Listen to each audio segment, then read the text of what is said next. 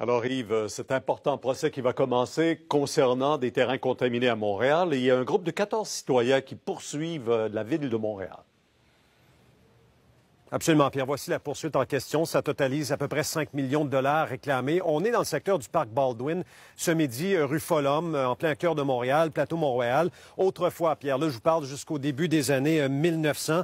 Il y avait ici un site d'exploitation d'argile pour la fabrication de briques. D'ailleurs, vous allez voir à l'écran apparaître une carte et regardez la partie en mauve, Pierre. Ça, c'est l'un des endroits identifiés en 2006 comme étant contaminés parce que la ville, en 2006, avait interdit toute culture de fruits et de légumes dans ce jardin communautaire du parc Baldwin parce qu'on avait décelé une concentration assez élevée de métaux dans ce secteur. Eh bien, Pierre, je vous parlais de ce site de fabrication de pierres d'argile et de briques. Eh bien, par la suite, la ville a pris possession du site. On l'a remblayé. Il y a eu des ordures ménagères qui ont été amenées ici, mais également de cendres toxiques qui provenaient probablement du port de Montréal. Pierre, vous savez, il y a des gens qui ont acheté dans ce secteur et là, aujourd'hui, ils reprochent à la ville d'avoir omis de leur donner ces informations essentielles avant qu'ils procèdent à l'achat de ces propriétés. On a fait réagir quelques citoyens du quartier face à cette poursuite et voici tout de suite ce qu'ils ont à dire.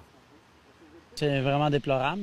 Je veux dire, en quelque part, quelqu'un achète une maison qui a une certaine valeur et plus tard, pour une raison X, il peut y avoir plusieurs différentes raisons, la personne veut vendre sa maison, mais là, oups, la valeur a diminué parce que la ville n'a pas dit la vérité. Moi, personnellement, je trouve que la ville aurait dû dire la vérité aux citoyens. C'est un peu scandaleux, quoi. Comme beaucoup de parcs, je pense que c'est pas le seul parc dans ce cas-là, qui a servi comme sans doute sur la rue des Carrières, c'est un peu le même genre de problème.